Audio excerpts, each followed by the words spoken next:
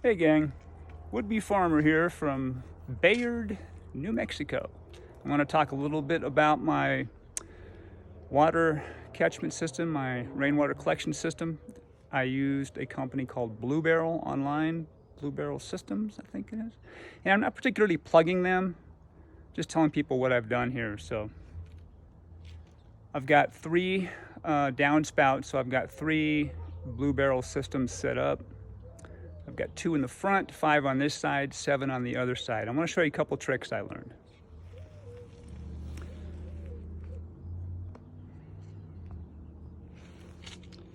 The first thing I'll point out, and this isn't particularly a trick that I have implemented, I haven't implemented it yet. One of the things that was attractive to me about this company, because we just moved here from Florida, so we didn't have tons of tools. I didn't bring everything. I left a lot of our setup there for the new homeowner. Just made more sense than to move a whole lot of tools and things and then to not know if I had the space. So one of the things that attracted me about this company is that I could order all the pieces and parts, the solvents, everything, and the hole saws and the bits and everything that I needed, because I didn't have all of them. Well, because it's a kind of a specialty company, and our downspouts are 4 inches by 4 inches, they only had 3-inch by 4-inch downspout converters. So by putting one on this side, it does still collect a good bit of rain, but as you can imagine, it's not going to collect rain that falls on this, rain that trickles down on this side of the downspout. So what I've decided to do, and I've just ordered 3 more, so I'm going to put another one on this side so I can capture a whole lot of the rainwater as it comes down. Now they're not designed to catch it all anyway. It's basically a cup with a hole in the middle so that if you have a lot of volume of rain coming down the downspout, it still will discharge. And in our case here, go downhill and infiltrate our environment. Slow it, spread it, sink it. That's the idea of rainwater, especially here in New Mexico. Quite a bit different from Florida. 16 inches of rain instead of 60 inches we would get on some years in Florida, and almost always 40 to 45. So I'm going to implement that. So that's one trick I kind of figured out. And since water does find its own level, and the way this system is set up, right now the water comes into this first barrel, and it's going to go down to the bottom, and it's going to fill all this PVC first. It's going to fill all the pipes first.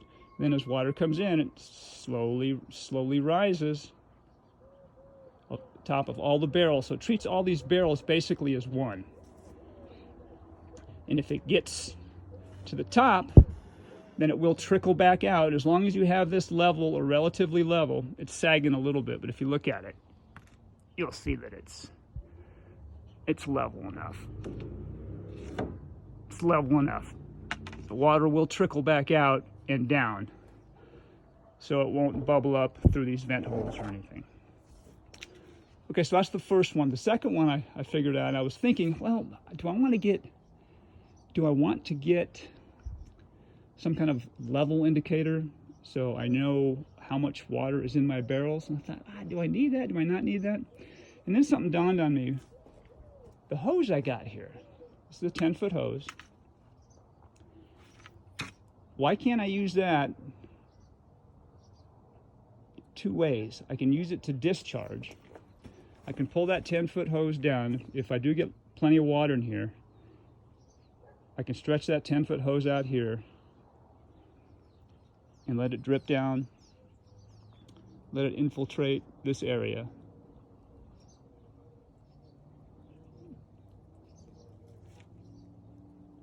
And that keeps the water away from the foundation of the house. We don't want any water soaking into the foundation, into the crawl space area. But also, a lot of level indicators are tubes, are clear tubes. And you look at the clear tube and you say, okay, what? As the tube fills up, you'll realize, okay, that's the level inside the tube, and it's also the level inside the barrels. Well, I can do the same thing here with this hose. Now this hose comes up, as you can see, water's coming out. So, right about there, that's the level. Well, what is that? Go over here, you can see my mark there on the barrel. Boom. That's 45 gallons. And it's a 55-gallon drum. I know there's no water at the 45 level. That's 45 here. Otherwise water would come out. So I have about 8 or 9 gallons. So that way I didn't have to buy another level. I can disconnect this. And use it on the other two setups. So anyway, that was a couple of tricks I learned that might help some of y'all if you decide to do this system. I like the system. I like the system a lot because it's recycled, these recycled food grade barrels.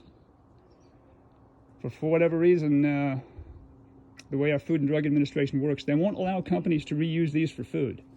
So they use them once. And you can see they have great use, but they use them once. And then they sell them at resale stores, thrift shops, whatever. They get rid of them. And I'm sure some of them end up in spots they don't need to be. I'd rather have them here. And I know it's a dilemma because we use so much plastic.